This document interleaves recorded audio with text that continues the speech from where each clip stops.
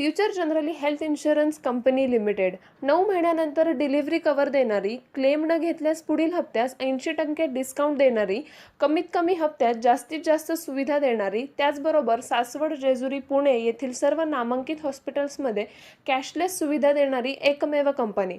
अधिक माहितीसाठी संपर्क शेवते इन्शुरन्स 98 22 32 68 44.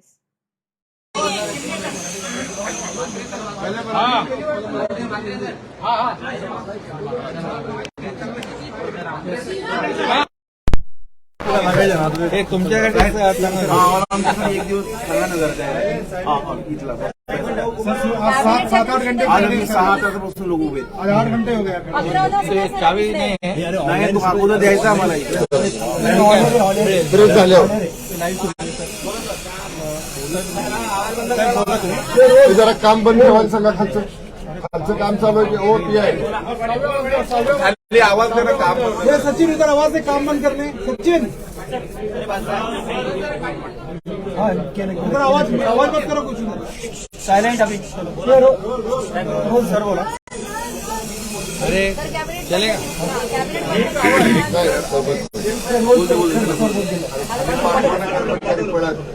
नाही इथून आवाज दे ना, इथून खालून आवाज सचिन आवाज देना.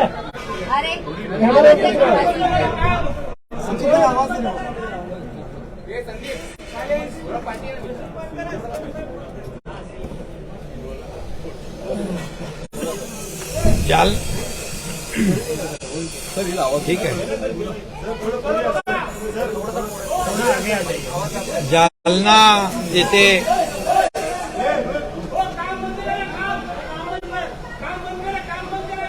ते अजून जोरात करायला लागेल. हा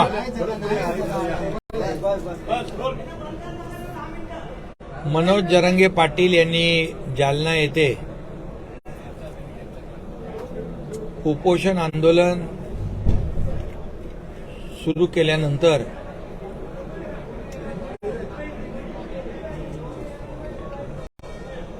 त्यांच्या उपोषणाची आंदोलनाची दखल घेऊन किंबहुना त्यांची जी मागणी होती की जे महसुली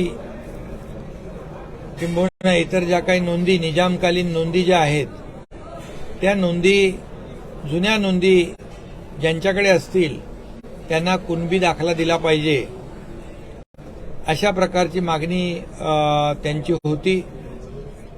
याप्रमाणे आज कॅबिनेटच्या बैठकीमध्ये एक आम्ही निर्णय घेतला की ज्यांच्याकडे महसुली, शैक्षणिक किंवा इतर ज्या नोंदी, निजामकालीन नोंदी ज्या असतील त्यांना कुणबी दाखले दिले जातील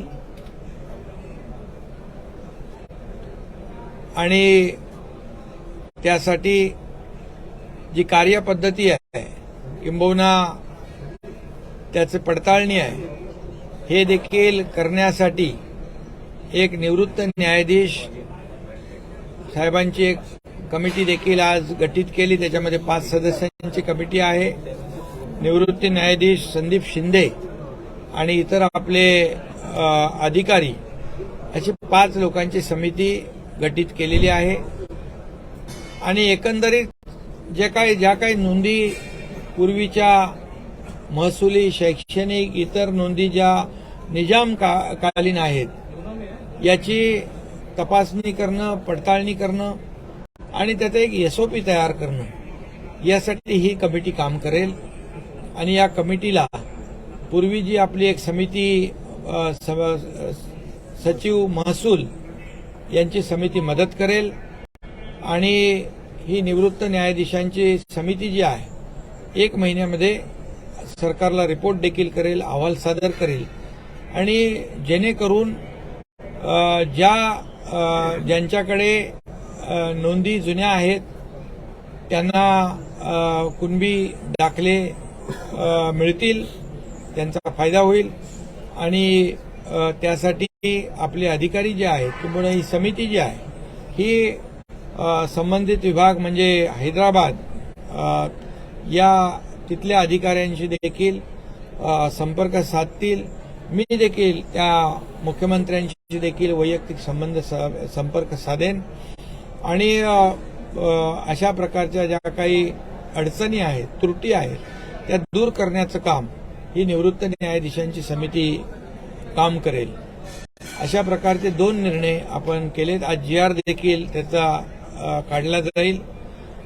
ज्यांच्याकडे जुन्या नोंदी आहेत निजामकालीन त्यांना कुणबी दाखले देण्याचा GR देखील काढला जाईल आणि ही निवृत्त न्यायाधीशांच्या अध्यक्षतेखाली जी कमिटी आहे ती देखील या ठिकाणी गठीत करण्याचा निर्णय घेतलेला आहे.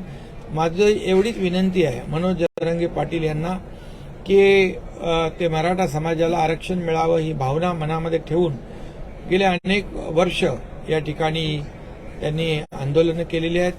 मी देखील त्यांच्याशी वेळोवेळी संपर्क साधलेला आहे आणि आता देखील मी काल परवा देखील त्यांच्याशी बोललो. त्याच्या गेल्या आठवड्यामध्ये देखील बोललो की यामध्ये आपण मार्ग काढूया. सरकार पूर्णपणे सकारात्मक आहे. सरकार या बाबतीमध्ये पूर्ण सकारात्मक आहे. म्हणून तर जेव्हा देवेंद्र फडणवीस साहेब मुख्यमंत्री होते त्यावेळी देखील आपण कायदा करून मराठा समाजाला आरक्षण दिलं. ते हायकोर्टामध्ये 12-13% कायम राखलं गेलं. परंतु दुर्दैवाने सुप्रीम कोर्टामध्ये या ठिकाणी ते आरक्षण रद्द झालं आणि म्हणून त्यावर देखील आपण काम करतोय. आज एवढंच मी आपल्याला सांगेन की जे आरक्षण मराठा समाजाला दिलेलं रद्द झालेलं आहे ते पुन्हा मराठा समाजाला आरक्षण मिळवून देणं ही सरकारची आमची जबाबदारी आहे आणि आम्ही त्यासाठी कटिबद्ध आहोत. आणि मी यापूर्वी देखील भूमिका माझी स्पष्ट केलेली आहे की त्यासाठी जे सुप्रीम कोर्टाने काही त्रुटी त्या ठिकाणी आपल्या निर्णयामध्ये दाखवलेल्या आहेत, ज्या काही म्हणजे मराठा समाज मागास, सामाजिक आर्थिक मागास हे आपल्याला ज्या पद्धतीने प्रेझेंट करायला पाहिजे होतं त्यावेळेस दुर्दैवाने तशा प्रकारचं काम झालं नाही आणि त्यामुळे मी आता त्या कुणावर टीका करू इच्छित नाही. परंतु आज जे कोणी टीका करतायत त्यांच्या काळामध्येच हे आरक्षण मराठा समाजाचं रद्द झालेलं आहे हे आपल्या सगळ्यांना माहीत आहे. आणि म्हणून मी टीका न करता मराठा समाजाला आरक्षण मिळालं पाहिजे ही भूमिका स्पष्टपणे आमच्या सरकारची आहे. आणि त्यासाठी जी काही प्रक्रिया करायची आहे कायदेशीर न्यायालयीन लेखीन टास्क फोर्स आपण केला आहे. हरीश साळवे साहेबांसारखे तज्ज्ञ वकील आहेत, अनेक वकील त्या टास्क फोर्समध्ये आहेत. त्याचबरोबर जो डेडिकेटेड आयोग आहे तो देखील यावर काम करतोय. आणखी जे काही करायचं आहे ते पूर्णपणे शासनाच्या माध्यमातून केलं जाईल. त्यासाठी आमच्या बैठका झालेल्या आहेत, चर्चा झालेल्या आहेत. संबंधित जे कोणी यामध्ये आवश्यक मदत करू शकतात त्यांची देखील मदत आम्ही घेतोय. आणि टिकणारं मराठा आरक्षण देईपर्यंत आमचं सरकार स्वस्थ बसणार नाही हा शब्द आहे माझा. आणि या संपूर्ण जी काही दुर्घटना झाली, जालन्याची लाठीचार्ज झाला, त्या संदर्भात देखील त्याच दिवशी आम्ही संबंधित SP पोलीस अधीक्षक यांना जिल्ह्याच्या बाहेर त्यांची बदली केली. सक्तीच्या रजेवर पाठवलं. त्याचबरोबर ॲडिशनल SP जिल्ह्याच्या बाहेर, संबंधित DYSP जिल्ह्याच्या बाहेर त्यांना पाठवलं. उपविभागीय पोलीस अधिकारी त्यांचं निलंबन केलं आणि पोलीस महासंचालकांच्या माध्यमातून उच्चस्तरीय चौकशी त्या ठिकाणी सुरू आहे. घटनेची झालेली घटना अतिशय दुर्दैवी आहे आणि त्यासाठी आपले लॉ अँड ऑर्डरचे ॲडिशनल DG सक्सेना स्वतः त्या भागामध्ये उपस्थित राहून माहिती घेत आहेत. झालेली घटना अतिशय दुर्दैवी आहे. खरं म्हणजे त्याबद्दल मी खंत व्यक्त केली आहे आणि उपमुख्यमंत्री महोदयांनी देखील त्या घटनेच्या बाबतीत जाहीरपणे क्षमा मागितलेली आहे. त्यामुळे मराठा समाजाच्या भावना, त्यांचा सन्मान, त्यांचा आदर राखणं हे आमचं काम आहे. कारण यामध्ये मी एवढंच सांगेन की मराठा समाजाच्या लाखांचे मोर्चे निघाले परंतु कुठेही कधी गालबोट लागलं नाही. आता या मराठा समाजाच्या आंदोलनाच्या आडून कोणी राजकारण करू नये. मराठा समाज आपला एक मोठा समाज आहे आणि त्याला आरक्षण देण्यासाठी सर्व जे काही विरोधी पक्ष आहेत, सत्ताधारी मंडळी आहेत, या सगळ्यांनी एकत्र येऊन या मराठा समाजाचं आरक्षण जे रद्द झालेलं आहे ते देण्यासाठी सहकार्य नक्की करावं, एवढीच माझी विनंती आणि आव्हान आहे. सीएम सर, जरांगे पाटील यांनी काही वेळापूर्वी पत्रकार परिषद घेतली, त्यात त्यांनी असं म्हटलेलं की कुणबी मराठा हे जे काही प्रमाणपत्र पुरावे हवे असतील तर ते पुरावे माझ्याकडे आहेत, मी सरकारला द्यायला तयार आहे. सरकारने 1 महिनाभर जास्त वेळ काढू नये, लवकरात लवकर त्यावरती निर्णय घ्यावा, पुरावे पाहिजे तर आम्ही देतो. म्हणून माझं एवढंच म्हणणं आहे की कुठलाही निर्णय घेताना त्याचे संपूर्ण परिणामांचा विचार करून घ्या. ते घेतलेला निर्णय टिकला पाहिजे आणि म्हणून त्यांच्याकडे जे काही पुरावे असतील त्यांनी पुरावे, आता निवृत्त न्यायाधीशांची कमिटी आपण अपॉइंट केलेली आहे, त्यांच्याकडे निश्चितपणे द्यावेत आणि आम्हालाही जे काही माहिती जिथून घ्यायची आहे आपली संपूर्ण अधिकारी त्यातून माहिती घेतील. आणि आम्हाला मनोज जरांगे पाटील यांच्या जीवाची देखील काळजी आहे आणि म्हणून त्यांना आव्हान आहे, विनंती आहे की त्यांनी देखील याचा विचार करावा आणि मराठा समाजाला आरक्षण देण्याबद्दल कुठलंही सरकारच्या मनामध्ये दुसरी भूमिका नाही, हे मी पुन्हा एकदा या ठिकाणी सांगतो, स्पष्टपणे सांगतो की मराठा समाजाला, आता ते फक्त मराठवाड्यातल्या कुणबी समाजाला, मराठवाड्यातल्या लोकांना कुणबी समाजाचं कुणबी दाखला मिळण्यासंदर्भातलं आंदोलन आहे, पण त्याच्यावर देखील आपण निर्णय आज घेतलेत. परंतु मराठा समाजाला जे रद्द झालेलं आरक्षण आहे ते मिळवून देण्यासाठी सरकार कटिबद्ध आहे. सर, पण त्यांची जी मागणी आहे की आदेश आणि त्यांना विनंती माझी आहे की त्यांनी जे सुरू ठेवलेलं आंदोलन मागे घ्यावं आणि सरकारला सहकार्य करावं. शेवटी आम्ही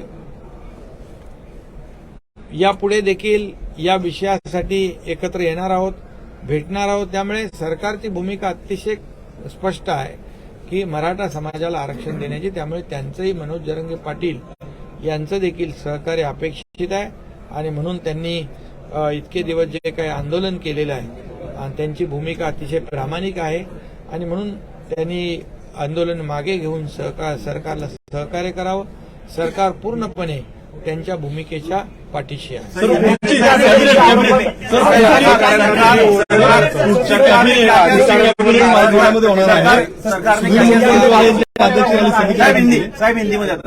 आज की कैबिनेट बैठक में जालना में जो मनोज जरांगे पाटिल मराठा समाज के कार्यकर्ता, उन्होंने आंदोलन शुरू किया है, वो अनशन पे बैठे हैं और उसकी चिंता सरकार को है. इसीलिए उन्होंने आंदोलन पीछे लेकर हॉस्पिटलाइज होना, उपचार लेना, इसके लिए हमारे मंत्री जी वहां गए थे, उन्होंने भी कोशिश की. और आज जो उनकी जो मांग थी कि जिनके पास कुणबी प्रमाण पत्र जिसमें महसूली शैक्षणिक जिसमें नोंद है और वो निजामकालीन पुरानी नोंद हो, उसको ये कुणबी प्रमाण पत्र मिलना चाहिए, ऐसी उनकी डिमांड थी.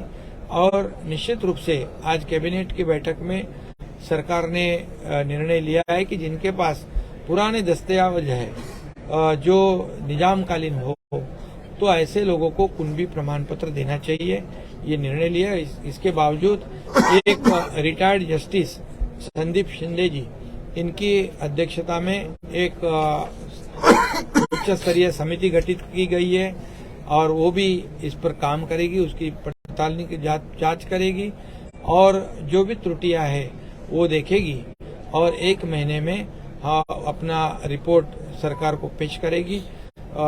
हमारे अधिकारी भी ये जो पहले जो कागजात है निजाम के समय के, उस पे काम करेंगे. मैं भी खुद वहाँ के मुख्यमंत्री जी से बात करूंगा ताकि वहाँ के जो लोग हैं जिनके पास पुराने प्रमाण पत्र है, पुराने कुछ दस्तावेज है, उसके मुताबिक उनको कुणबी प्रमाण पत्र देना आसान हो जाएगा. और इसलिए ये जो उन्होंने अनशन किया है उसमें जो दुर्भाग्यपूर्ण घटना घटी है, लाठीचार्ज हुआ है, इसके लिए भी सरकार ने वहाँ के एसपी को छुट्टी पर भेज दिया है, वहां के एडिशनल एसपी को वहां से निकाल दिया है, विभागीय पुलिस अधिकारी को निलंबित कर दिया है, पुलिस महासंचालक उसकी जांच कर रहे हैं, एडिशनल डीजी लॉ एंड ऑर्डर वहां पर खुद वहां बैठकर पूरा जायजा ले रहे हैं, और जो भी दोषी पाए जाएंगे उसके ऊपर कड़ी कार्रवाई भी करेगी सरकार। और इसलिए अभी मेरी अपील है ये मनोज जरंगे पाटिल जी को कि ये आपका जो अनशन है वो पीछे लेकर सरकार को सहयोग करे, और हमें उनकी तबीयत की भी, आरोग्य की भी चिंता है, और सरकार पूरी तरह से मराठा समाज को आरक्षण देने के पक्ष में है। जो आरक्षण पहले देवेंद्र फडणवीस जी मुख्यमंत्री थे तभी जो दिया था, वो आरक्षण हाईकोर्ट में भी कंफर्म हुआ था। दुर्भाग्यपूर्ण घटना सुप्रीम कोर्ट में जब हुआ तब सुप्रीम कोर्ट ने उसको खारिज किया है। उसे फिर से मराठा रिजर्वेशन देने के लिए सरकार कटिबद्ध है। सरकार पूरी तरह, सरकार की भूमिका साफ है, और इसलिए जो भी करना पड़े प्रक्रिया वो सरकार करेगी। कांद्याचं जे आज कॅबिनेट मध्ये आज हाही निर्णय घेतला की कांद्याचं जे अनुदान आहे जवळपास 4,65,000 शेतकऱ्यांना देण्याचं, 350 रुपयाप्रमाणे जवळपास 400 कोटी रुपये यांना देण्याचा निर्णय आज सरकारने घेतला, आणि एका क्लिकवर सर्व शेतकऱ्यांच्या खात्यामध्ये ते पैसे जमा करण्याचा निर्णय घेतला। शेतकऱ्यांना आता पैसे मिळतील, आणि शेतकऱ्यांना देखील आम्ही दिलेला शब्द जो आहे हा पाळलेला आहे, त्यांना दिलासा मिळेल। त्याचबरोबर जे आता काही ठिकाणी पाऊस कमी पडतोय, शेतकरी चिंतित आहेत, आणि शेतकरी त्याबाबतीत देखील कॅबिनेटमध्ये चर्चा झाली। शेतकऱ्यांना सरकार वाऱ्यावर सोडणार नाही। शेतकऱ्यांना जे काही आता सध्या संकटात आहे आणि ज्या माध्यमातून त्यांना मदत करता येईल, सरकार पूर्णपणे मदत करेल, आणि शेतकऱ्यांच्या पाठीशी सरकार उभं राहील।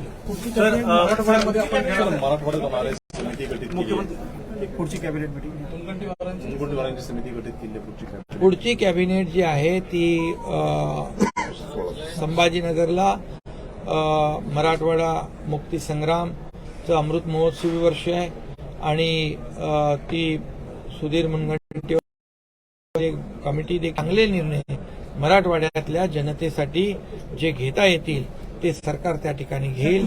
मराठवाड्याला मोठ्या प्रमाणावर दिलासा देण्याचं काम सरकार करेल, कारण मराठवाड्यातल्या लोकांचा मोठा त्याग या ठिकाणी आहे, तो विसरणार नाही, आणि त्यांच्याबरोबर सरकार पूर्णपणे पाठीशी खंबीरपणे उभा आहे। त्या बाबतीत आजही आजच्या कॅबिनेटमध्ये सविस्तर चर्चा झालेली आहे। चॅनलवरती गुन्हा दाखल झालेला आहे, आणि आज सायबरसाठी सुद्धा 837 कोटी रुपयाचा प्रकल्प जो आहे राज्य सरकारने निर्णय घेतला। सायबर क्राईम मध्ये मोठ्या प्रमाणावर होत असलेली वाढ लक्षात घेऊन त्याच्यामध्ये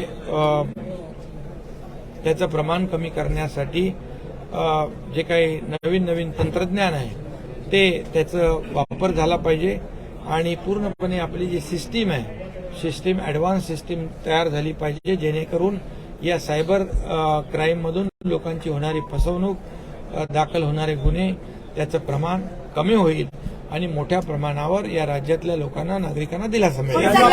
सीएम साहब कल